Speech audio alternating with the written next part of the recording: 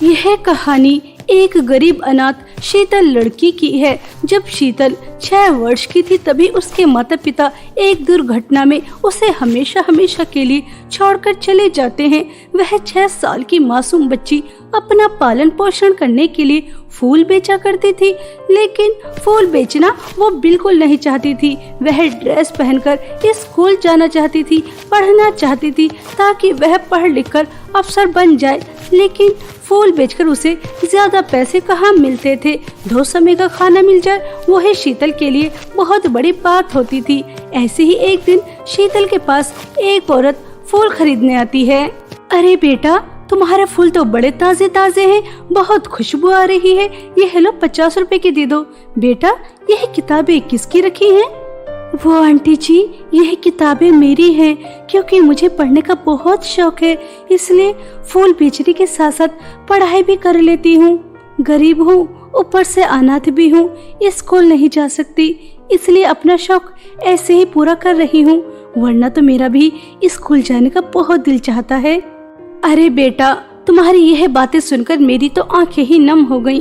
मेरा भी इस दुनिया में कोई नहीं है, लेकिन तुम्हारा पढ़ाई के प्रति इतना प्रेम, इतना झुकाव देखकर मैं तुम्हें स्कूल जरूर भेजूंगी, क्योंकि मैं प्रिंसिपल के यहाँ पर झाड़ू पोंछे का काम करती हूँ। अगर मैं उनसे तुम्हारे लिए सिफारिश करूंगी तो तुम्हें एडमिशन जरूर मिल जाएगा। और हाँ बेटा, आज के बाद तुम अपने आप को कभी अनाथ नहीं कहोगी, मैं हूँ ना तुम्हारी माँ। सावित्री का अपने प्रति इतना प्यार देकर शीतल की आंखों में आंसू आ जाते हैं। सावित्री शीतल के आंसू साफ करती है और उसे अपने साथ अपने छोटे से घर में ले जाती है, और अगले दिन वह काम करने जाती है और अपनी मालकिन से कहती है, मैम साहब, यह शीतल है, बेचारी अनाथ है, इसका इस दुनिया में कोई नहीं है, मैंने इसे अपना नाम दिया है, आज से ये मेरी बेटी है। और आपको पता है मैम साहब, ये पढ़ाई में बहुत होशियार है, आज तक स्कूल नहीं गई, लेकिन खुद ही पढ़ाई कर कर काफी होशियार हो गई। अगर आप साहब से कहकर इसे स्कूल में एडमिशन दिला देती तो आपकी बहुत बड़ी मेहरबानी होगी। ठीक है सावित्री, तुम हमारे यहाँ पर बहुत समय से काम कर रही हो, इसलिए मैं तुम्हारी इस इच्छा को जरूर पूरी करूँगी। शीतल का एडमिशन हो जाएगा, तुम चिंता ना करो। शीतल यह बात सुनकर खुशी से झूम उठती है कि अब वो भी स्कूल जाएगी, स्कूल यूनिफॉर्म पहनेगी, स्कूल बैग टांगेगी और पढ़ने जाएगी। ऐसे ही कुछ दिन बीत जाते हैं।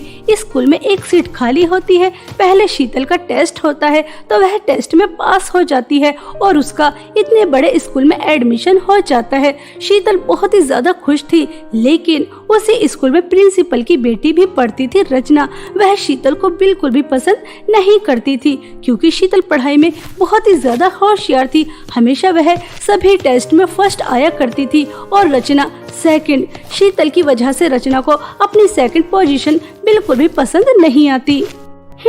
जब से इस अनाथ लड़की का हमारे स्कूल में एडमिशन हुआ है, तब से मेरी सेकंड पोजीशन आ रही है। पहले तो मैं ही फर्स्ट आया करती थी, मुझसे ज्यादा इंटेलिजेंट कोई था ही नहीं, लेकिन अब ये शीतल की बच्ची अनाथ, मैं प्रिंसिपल की बेटी हूँ और मैं सेकंड पोजीशन और वह गरीब अनाथ फर्स्ट पोजीशन। नहीं, ऐसा तो हो ही नहीं सकता। इस तरह से रचना अंदर ही अंदर शीतल से बहुत ही ज्यादा जलने लगती है और कोई मौका नहीं छोड़ती उसे नीचा दिखाने का, उसके ऊपर हंसने का। और रचना क्लास में भी किसी को शीतल का दोस्त नहीं बनने देती थी। शीतल अकेले ही लंच करती थी और लंच टाइम में अकेले ही बैठी रहती थी। ऐसे ही एक दिन शीतल लंच कर रही थी, तभी रचना अपने दोस्तों के साथ आकर उसका बहुत मजाक उड़ाती है, उस पर बहुत हंसती है। देखो तो दोस्तों, यह गरीब अनाथ हमारे यहाँ पर जो काम वाली बाई है, उन्हें कहीं रास्ते में पड़ी हुई मिली थी, पापा के पैरों में गिड़गिड़ाई, उनके हाथ जोड़े, तब जाकर तो इसे इतने बड़े स्कूल में एडमिशन मिला है, वरना तो यह अनाथ पहले की तरह फूल बेच रही होती। ताजे ताजे फूल ले लो फूल, जैसे पहले बेचा करती थी। वो तो पापा को दया आ गई जो इस अनाथ का हमारे स्कूल में एडमिशन हो गया। रचना, मैं तुम्हारे पापा की आभारी हूँ, क्योंकि उन्होंने मुझे इस स्कूल में आने का मौका दिया, लेकिन मेरा एडमिशन तब हुआ जब मैंने टेस्ट पास किया। अगर मैं टेस्ट में फेल हो जाती तो चाहकर भी तुम्हारे पापा मेरा एडमिशन इस स्कूल में नहीं करते, इसलिए मैं इस स्कूल में अपनी मेहनत से आई हूँ। इस अनाथ स्टूडेंट की तो मुझे हैकड़ी निकालनी ही होगी। देखो तो गरीब अनाथ मुझे कैसे जवाब देकर गई है। इसे तो मैं सबक सिखा कर ही रहूंगी। देख लेना, मैं भी रचना हूँ, रचना तुझे कैसे सबक सिखाती हूँ।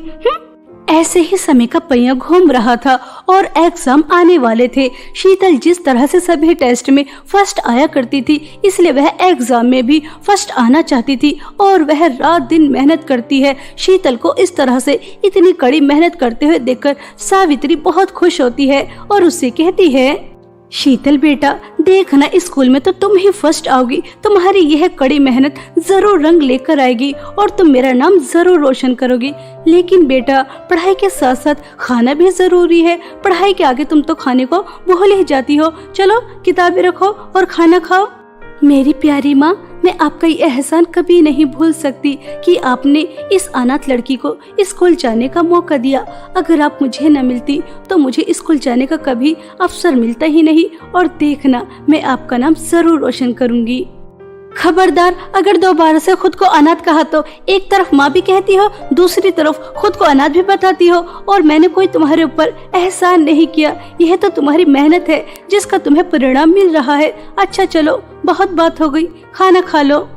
सावित्री के कहने पर शीतल खाना खा लेती है और खाना खाकर दोबारा से पढ़ाई करने लगती है। जहां शीतल दिन रात पढ़ाई कर रही थी, वहीं दूसरी तरफ रचना शीतल को स्कूल से निकालने का प्लान बना रही थी। और ऐसे ही सोचते सोचते उसे एक खतरनाक प्लान समझ में आ जाता है। अरे वाह रचना, तुम्हारा क्या कहना। इस तरह से तो वह अनाथ स्टूडेंट हमेशा हमेशा के लिए हमारे स्कूल से चली जाएगी और फिर मैं कभी सेकंड नहीं आऊंगी, हमेशा फर्स्ट आया करूंगी। शीतल अपनी बोरे बिस्तर बांध ले, क्योंकि अब तेरा स्कूल से पत्ता कटने वाला है। इस तरह से रचना बहुत सारी चिट बना लेती है और बहुत खुश होती है। कुछ दिन बाद एग्जाम आ जाते हैं। सभी बच्चे हॉल में बैठकर एग्जाम दे रहे थे। टीचर सभी बच्चों के ऊपर नजर रख रही थी। शीतल का सारा ध्यान अपने पेपर पर था। तभी रचना टीचर की नजर से छुपकर शीतल की डेस्क के नीचे वह सारी चिट फेंक देती है। कुछ समय बाद टीचर की नजर उन चिट पर जाती है और वह शीतल से कहती है, शीतल खड़ी हो जाओ। यह क्या, तुम अपने साथ इतनी सारी चीटिंग लेकर आई हो? तभी तो मैं कहूँ कि इतने जल्दी जल्दी पेपर तुम कैसे कर रही हो? नहीं नहीं मैम, आपको कोई गलत फहमी हो रही है। मैंने कोई चीटिंग वीटिंग नहीं की। यह सब तो मुझे याद था, तभी मैंने पेपर में लिखा है। मुझे नहीं पता यह चीटिंग मेरे डेस्क के नीचे कहाँ से आई। मेरा विश्वास कीजिए, मैं झूठ नहीं बोल रही। मैंने कोई चीटिंग नहीं की। मैं कभी कोई चीटिंग नहीं करती। टीचर को शीतल की बात पर विश्वास नहीं होता। वह सावित्री को बुला लेती हैं। प्रिंसिपल भी आ जाते हैं और प्रिंसिपल सावित्री से कहते हैं, सावित्री, मैंने तुम्हारे कहने पर इस अनाथ को इतने बड़े स्कूल में एडमिशन तो दे दिया, लेकिन ये अनाथ तुम्हारे इस तरह से नाम रोशन करेगी चिटिंग करके? इसने तो पूरे स्कूल का नाम खराब कर दिया। ले जाओ इस अनाथ को अपने साथ, ये पढ़ने के लायक ही नहीं है। रचना यह सब देखकर बहुत खुश हो रही थी। वह जैसा चाहती थी वैसा ही हो गया। सावित्री शीतल को अपने साथ घर लेकर आ जाती है और जब प्रिंसिपल घर आ जाते हैं तो सावित्री प्रिंसिपल से कहती है, साहब जी, मुझे पता है कि मेरी बेटी शीतल ने कोई चीटिंग नहीं की। वो तो रचना शीतल से जलती थी, इसलिए उसने उसे फंसाने के लिए ये सब किया। मैं चाहती तो रचना की सच्चाई पूरे स्कूल के सामने लेकर आ सकती थी, लेकिन मैंने आपके यहाँ का नमक खाया है और मैं नहीं चाहती कि रचना की इस छोटी सी गलती की वजह से उसका भविष्य खराब हो जाए। रचना, मुझे पता है कि तुमने जानबूझकर शीतल को फंसाने के लिए यह सब किया है। सावित्री ने मुझे पहले ही बता दिया था कि तुम शीतल से जलती हो, लेकिन तुम जलन में इतनी आगे निकल जाओगी, मैंने कभी सोचा नहीं था। बेटा, विद्या तो एक ऐसी चीज है जिसे कोई किसी से नहीं छीन सकता। तुम्हें तो शीतल का साथ देना चाहिए कि एक अनाथ लड़की कैसे हमारे स्कूल का नाम रोशन कर रही है। चलो जल्दी से शीतल से माफी मांगो और इनका बड़प्पन तो देखो। इन्हें सच्चाई पता होते हुए भी इन्होंने किसी से कुछ नहीं कहा। तुम्हारे पिता की इंसल्ट ना हो इसलिए। रचना को अपने किए पर बहुत पछतावा होता है और वह शीतल से माफी मांगती है। शीतल का दिल बहुत बड़ा था, वह रचना को माफ कर देती है। अब रचना और शीतल दोनों बहुत अच्छी दोस्त बन जाती हैं और दोनों एक साथ पढ़ाई करती हैं और स्कूल का नाम रोशन करती हैं। इस तरह एक अनाथ लड़की अपनी मेहनत और लगन से एक दिन अफसर बन जाती है और अपनी माँ के साथ एक हंसी खुशी जीवन बिताती है। यह कहानी पूजा की है। पूजा बहुत ही अच्छे स्वभाव की लड़की है।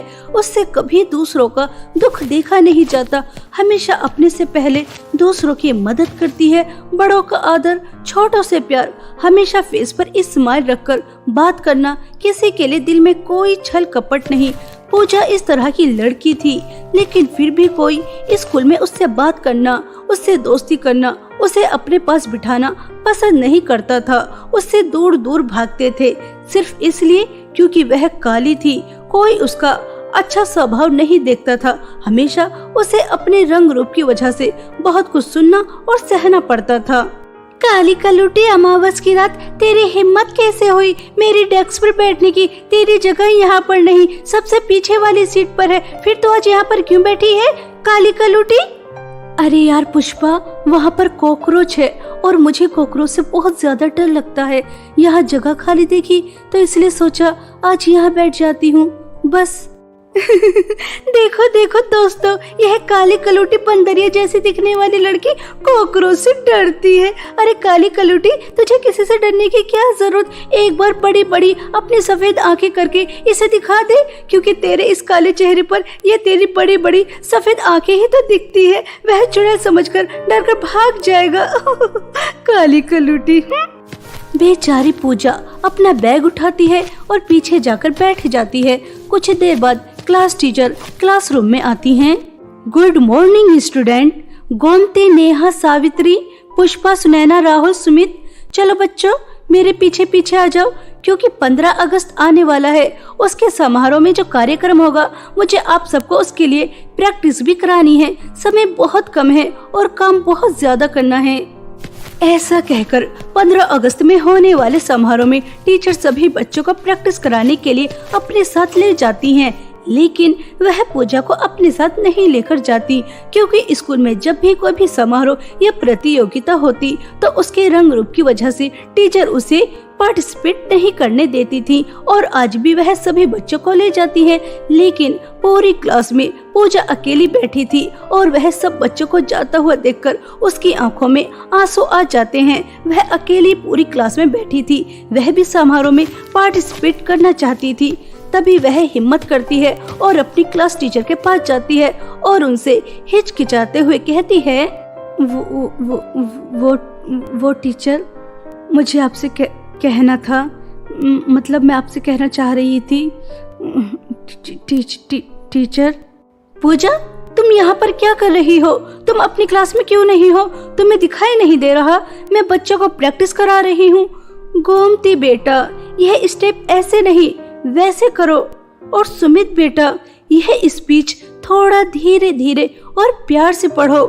पूजा, चलो जल्दी बोलो, तुम्हें क्या कहना है? और इस तरह से हकलाओ मत, मेरे पास समय बिल्कुल भी नहीं है। टीचर, मैं भी इस 15 अगस्त में होने वाले कार्यक्रम में पार्टिसिपेट करना चाहती हूँ। मैंने एक स्पीच लिखी है, एक बार आप इसे देख लीजिए।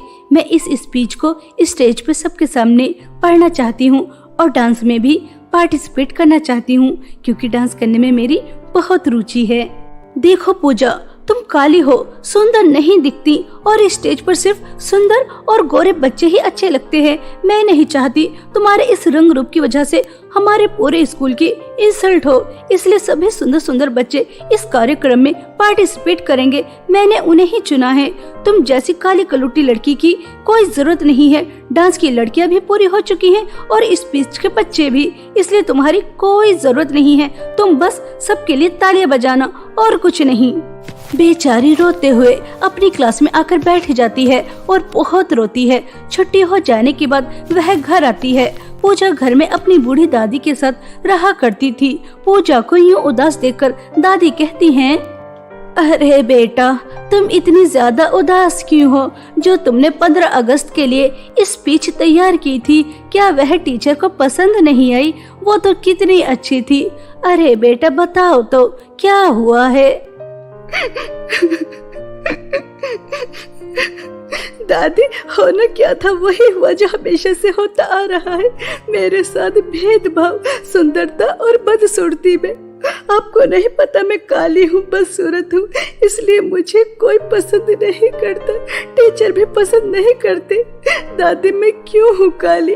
अगर मैं सुंदर होती तो मेरे दोस्त होते, टीचर मुझसे प्यार से बात करती, स्कूल में होने वाले सेलिब्रेशन कंपटीशन में मैं पार्टिसिपेट किया करती। लेकिन नहीं, अपने इस काली कलूटी शक्ल की वजह से पीछे रह जाती हूँ, कभी आगे नहीं बढ़ती।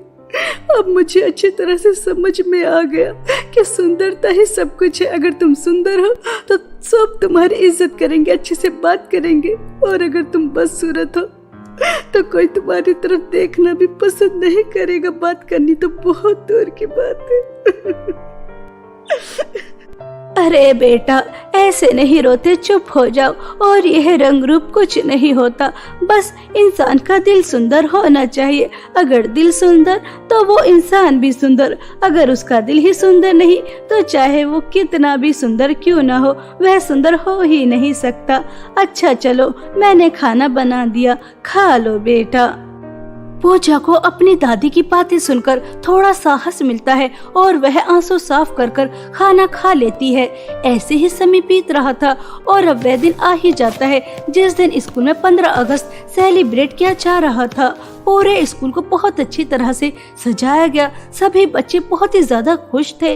आज वह सब दिन से ज्यादा अच्छे लग रहे थे। साफ सुथरी ड्रेस, नहाए धोए। कुछ समय बाद समारोह शुरू किया गया। देशभक्ति गीत गाए गए, बच्चों ने अच्छी अच्छी स्पीच दी और बेचारी पूजा उन सब बच्चों को देखकर खुश हो रही थी। कुछ समय बाद चीफ गेस्ट भी आ जाते हैं। प्रिंसिपल और चीफ गेस्ट ने झंडे को लहराया। उसके बाद प्रिंसिपल एक स्पीच देती हैं। आप सभी को 15 अगस्त आजादी की बहुत ही ज्यादा शुभकामनाएं। आज का दिन हमारे लिए बहुत बड़ा दिन है, इसलिए इस दिन को जितना ज्यादा सेलिब्रेट किया जाए, जितनी ज्यादा खुशी मनाई जाए, उतनी कम है। प्रिंसिपल मैम एक बहुत बड़ी स्पीच देती हैं, जिसे सुनकर सभी बच्चे पेरेंट्स तालियां बजाते हैं। उसके बाद एक एक करके बच्चे डांस करते हैं, देशभक्ति गीत गाते हैं, नाटक करते हैं। कुछ समय बाद टीचर सभी बच्चों को एक लाइन में लगा देती हैं, क्योंकि हमेशा स्कूल में सेलिब्रेशन करने के बाद एक परेड निकाली जाती थी। तभी संजना मैम गोमती के हाथ में झंडा देकर उससे कहती हैं, गोमती, तुम स्कूल की सबसे सुंदर लड़की हो, इसलिए झंडा तुम्हारे हाथ में है। तुम सबसे आगे चलोगी और सब बच्चे तुम्हारे पीछे पीछे, ठीक है? और पूजा, तुम गोमती के पीछे क्यों खड़ी हो? चलो जाओ, सबसे पीछे जाकर खड़ी हो। तुम इतनी ज्यादा सुंदर लड़की के पीछे खड़ी हो, गोमती की सारी सुंदरता पर ग्रहण लग जाएगी तुम्हारी इस बदसूरती से। जाओ, पीछे जाओ। काली कलूटी कहीं भी आकर खड़ी हो जाती है। संजना मैम की बातें सुनकर पूजा को बहुत दुख होता है और वह आंखों में आंसू लेकर पीछे जाकर खड़ी हो जाती है। पूजा की इस तरह से इंसल्ट होते देख सब बच्चे बहुत हंसते हैं, उसका बहुत मजाक उड़ाते हैं। गोमती के हाथ में झंडा था और सभी बच्चे उसके पीछे पीछे देशभक्ति गीत गाते हुए चले रहे थे। तभी रास्ते में एक पत्थर आता है, जिससे टकराकर गोमती गिरने ही वाली थी। सभी बच्चे अपनी मस्ती में मस्त थे, लेकिन पूजा की नजर जैसे ही गोमती के ऊपर जाती है और उसके हाथों में तिरंगा था, वह गिरने ही वाला था। लेकिन पूजा बहुत तेज भागती है और वह तिरंगे और गोमती को गिरने से बचा लेती है। पूजा की इस हिम्मत और साहस को देखकर प्रिंसिपल बहुत ज्यादा खुश होती हैं और उसकी प्रशंसा करती हैं। पूजा बेटा, तुमने तिरंगे को गिरने से बचाया और गोमती को भी। तुम्हारे अंदर बहुत हिम्मत और बहुत साहस है। तुमने झंडे को नहीं गिरने दिया और गोमती को भी बचा लिया। तुम बहुत अच्छी हो। प्रिंसिपल मैम, झंडा तो हमारी आन बान और शान है, इस पर मैं कैसे आँच आने देती। इसकी रक्षा तो मैं अपनी जान पर खेल कर भी करूंगी। और जब अपने देश और अपने झंडे की बात आती है तो हिम्मत और साहस तो अपने आप ही आ जाता है। और वैसे भी प्रिंसिपल मैम, हमें सिखाया जाता है, पढ़ाया जाता है कि हमें दूसरों की मदद करनी चाहिए, यही हमारा कर्तव्य है। तो बस मैं अपने कर्तव्य से कैसे पीछे हट सकती हूँ? हमेशा हमें दूसरों की मदद करनी चाहिए। पूजा की यह बातें सुनकर प्रिंसिपल, चीफ गेस्ट और सभी टीचर खुश हो जाते हैं और उसके लिए क्लैपिंग करते हैं। सभी बच्चे भी यह देखकर पूजा बहुत खुश होती है। कुछ समय बाद सभी बच्चों को मिठाइयाँ बांटी जाती हैं और अगले दिन से सभी बच्चे पूजा के साथ अच्छा व्यवहार करते हैं और टीचर भी कोई उसके रंग रूप की वजह से उसे चिढ़ाता नहीं और पूजा के अब बहुत सारे दोस्त भी बन चुके थे। अब पूजा को अपने रंग रूप से कोई शिकायत नहीं थी। वह एक हंसी खुशी जीवन व्यतीत करती है।